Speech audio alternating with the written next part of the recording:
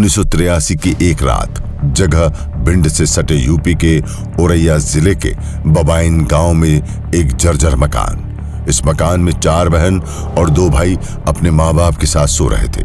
तेज बारिश होने वाली थी। अचानक बिजली गिरने के साथ गोलियां चलने लगी। गोलियों की आवाज सुनकर सभी घबरा गए। घर के दरवाजे पर कोई जोर जोर से धक्का मारने लगा। अचानक दरवाजा टूट गया। हथियारों से लैस एक औरत समेत 10 लोग चिल्लाते, गोलियां देते अंदर घुस आए। उन्होंने पहले से तय अंदाज में 13 साल की एक लड़की को उठाया और अगवा कर बीहड़ में गायब हो गए। लड़की को रात भर पैदल चलाया गया। वे लोग बीहड़ में घने जंगलों के बीच पहुंचे। लड़की रास्ते भर रोती रही, गिड़गिड़ाती रही कि उसे उसके बाबा के पास ले चलो, लेकिन बेरहमियों का दिल नहीं पसीजा। बीहड़ पहुंची तो पता चला कि नाबालिग लड़की को चंबल के कुख्यात डकैत लालाराम, उसकी गैंग के श्रीराम, सुरेश लोधी और सुषमा नाइन ने अगवा किया है। लड़की का नाम था सीमा परिहार। सीमा खूंखार डकैतों के चुंगल में थी। उसने कई बार भागने की कोशिश भी की, लेकिन हर बार वो उसे पकड़ लेते थे। एक दिन सरगना ने कहा कि लड़की अब भागे तो गोली मार देना। सीमा ने बताया, अपहरण के 3 साल तक की जिंदगी जहन्नुम जैसी थी। डाकू 13 साल की मासूम से जबरदस्ती करते और उसे धमकाते भी। रेप का एक घिनौना सिलसिला 3 साल तक चला।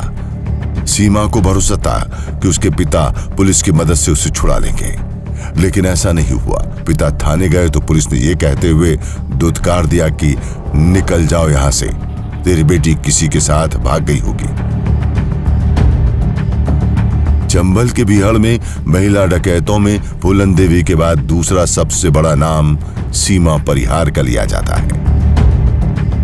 जब मध्य प्रदेश के भिंड और उत्तर प्रदेश के इटावा क्षेत्र में लोग सीमा परिहार के नाम से थर थर कांपते थे।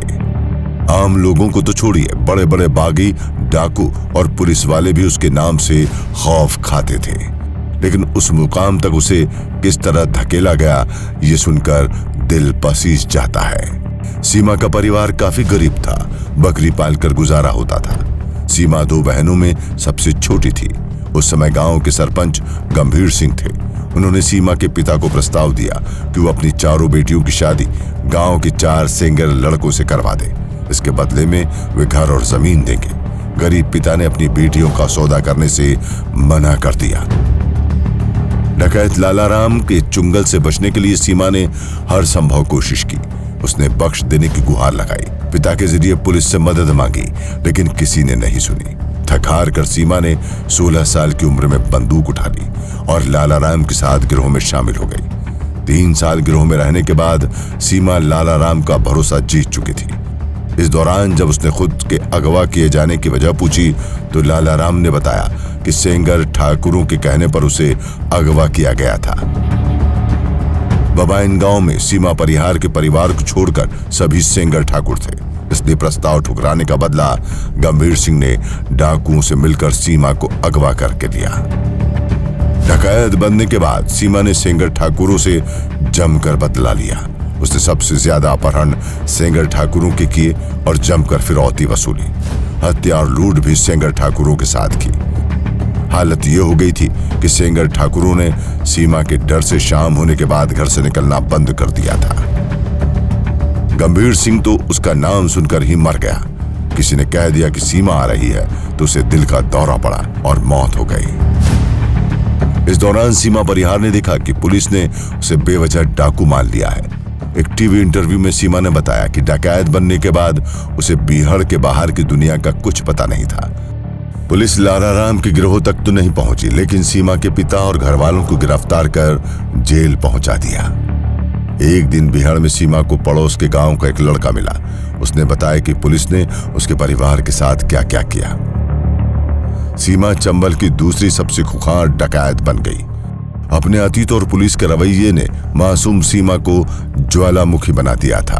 बिना जुर्म के अपराधी बनाने से नाराज सीमा ने अपराध का रास्ता चुन लिया। सीमा कहती है, बंदूक उठाने के बाद वो लगातार लूट, अपहरण, हत्याएं करने लगी। बिहाड़ में गुजारा करने के लिए पैसे चाहिए और पैसों का जरिया था अपहरण करके फिरौती वसूलना। सीमा ने भी यही किया। वो रसूखदारों और पैसे वालों के बच्चों पत्नियों को अगवा करती और फिरौती वसूलती। अखबार के पन्ने सीमा परिहार के जुर्म की स्याही से भरने लगे थे। सीमा पर 200 अपहरण के अलावा 70 हत्याएं और 30 से अधिक लूट के केस दर्ज हो चुके थे। सीमा ने जब पुलिस वालों के हथियार लूटने शुरू किए तो उसकी हिम्मत देखकर बड़े बड़े डाकू भी उसकी इज्जत करने लगे। लालाराम कठपुतली बन चुका था।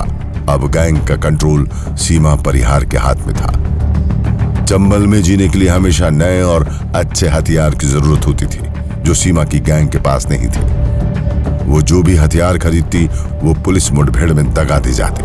इसके बाद उसने पुलिस से हथियार छीनना शुरू कर दिए। इस पैतरे से उसका टेरर और बढ़ गया। पुलिस वालों को मारकर हथियार छीनने से वो ज्यादा कुख्यात हो गई थी। पूरे चंबल में सीमा की तूती बोलने लगी थी। बड़े बड़े डाकू उसकी इज्जत करने लगे थे। माथे पर काला टीका, सिर पर लाल पट्टी बांधे और बागी की वर्दी पहनने वाली सीमा के जुर्म की चर्चाएं विदेशों तक होने लगी थी। 1987 के आसपास लालाराम गैंग में औरैया के रहने वाले निर्भय सिंह गुर्जर की एंट्री हुई। छोटी मोटी चोरियों के साथ उसने अपराध की दुनिया में कदम रखा था। एक डकैती में पकड़ा गया और पुलिस के हत्थे चढ़ गया। यहाँ से छूटने के बाद उसने चंबल की शरण ली और लालाराम गैंग में शामिल हो गया। निर्भय और सीमा एक दूसरे के करीब आ गए। गैंग में फक्कड़ बाबा भी था। फक्कड़ का आदेश था कि कोई कुंवारी डाकू गैंग में नहीं रह सकती। इस कारण अपने से जूनियर निर्भय से सीमा ने शादी कर ली। निर्भय गुर्जर डकैतों में सबसे अय्याश था। निर्भय ने उसके अलावा 5-6 शादियां और की थी। वो लूटपाट करने जाता तो लड़कियों के साथ रेप भी करता। इसकी शिकायत सीमा तक पहुंची तो उसने निर्भय से नाता तोड़ लिया और उसे 1995 में गिरोह से निकाल दिया। निर्भय के साथ उसकी लव स्टोरी बिहार में चर्चा का विषय थी, लेकिन सीमा को मिला सिर्फ धोखा। इसके बाद निर्भय ने अपनी अलग गैंग बना ली। निर्भय से अलग होने के कारण सीमा भावनात्मक रूप से टूट गई। 1997 में सीमा परिहार ने लालाराम से दूसरी शादी कर ली। लालाराम सीमा से दुगनी उम्र का था। 1999 में लालाराम से सीमा को एक बेटा हुआ, पर लालाराम बेटे का सुख ज्यादा दिन तक नहीं भोग पाया। 2000 में पुलिस ने उसे एनकाउंटर में मार गिराया। सीमा बिहार में बेटे के साथ अकेली रह गई। पुलिस लगातार सीमा को ढूंढ रही थी। 10 महीने के बेटे को लेकर सीमा यहां वहां भागती रही। 4-4 दिन तक उसे खाना नसीब नहीं होता था। 4-5 महीने इसी तरह गुजर गए। इसके बाद सीमा ने बड़े भाई के जरिए पुलिस से संपर्क किया। आत्मसमर्पण की शर्त रखी। तय हुआ कि सीमा को आत्मसमर्पण करने पर नौकरी, घर के लिए जमीन और बंदूक का लाइसेंस दिया जाएगा। साल 2000 में दस्यु सुंदरी सीमा ने पुलिस के सामने आत्मसमर्पण कर दिया। सीमा को जेल भेज दिया गया। 3 साल 3 महीने तक वो जेल में रही। शुरुआत में 6 महीने तक बेटा भी जेल में रहा। बाद में उसे सीमा के भाई के पास भेज दिया गया। जेल में भी सीमा परिहार का जलवा था। वो जेल में ही जश्न और पार्टी करती थी। फिर सीमा ने राजनीति में दांव लगाया। जेल में रहते हुए राजनीति से जुड़ने के लिए कई पार्टियों से सीमा के पास ऑफर आए। साल 2022 के विधानसभा चुनाव में उसने शिवसेना का समर्थन किया। साल 2006 में इंडियन जस्टिस पार्टी ज्वाइन कर ली। 2007 में इसी पार्टी से भदोही लोकसभा सीट उपचुनाव लड़ा, लेकिन हार गई। इसके बाद साल 2008 में सपा में शामिल हो गई। सपा में शामिल होते ही 15 आपराधिक मामलों से उसे बरी कर दिया गया। 14 मुकदमों में जमानत मिल गई। साल 2011 में सीमा को राष्ट्रीय भ्रष्टाचार उन्मूलन परिषद के महिला आयोग का अध्यक्ष बना दिया गया। जेल से निकलने के 3 साल बाद साल 2007 में सीमा का डायरेक्टर कृष्णा मिश्रा ने वांटेड नाम से फिल्म बनाई। इसमें मुख्य किरदार सीमा ने निभाया था। फिल्म में अभिनय के लिए उसने विशेष अनुमति ली थी, क्योंकि कुछ मुकदमे चल रहे थे। डाकू निर्भय सिंह ने बिहार में फिल्म की शूटिंग पर धमकी दी थी कि फिल्म में सीमा की दूसरी शादी दिखाई गई तो रिलीज नहीं होने दी जाएगी। हालांकि फिल्म रिलीज हुई। 3 साल बाद 2010 में सीमा को अभिनेता सलमान खान की मेजबानी वाले रियलिटी शो बिग बॉस के सीजन 4 में आने का न्योता मिला। सीमा ने बिग बॉस में आने के बाद भी खूब सुर्खियां बटोरी। कभी बिहड़ में सालों गुजारने वाली सीमा अपने 23 साल के बेटे के साथ अब सामान्य जीवन जी रही है। सीमा परिहार पर आज भी 2 मुकदमे चल रहे हैं। मुकदमे खत्म होने का उसे कोई अंदाजा नहीं है। उसका मानना है कि जब सरकार के कागज और स्याही खत्म हो जाएंगे तब मुकदमे भी खत्म हो जाएंगे। जब चंबल में थी तो ये ख्वाब नहीं देखा था कि कभी जिंदा बचूंगी। मैं तो खुद कई सालों तक उस बिहड़ से निकलना चाहती थी, पर क्या करें, किस्मत ने शायद मेरे नसीब में डकैत बनना लिखा था।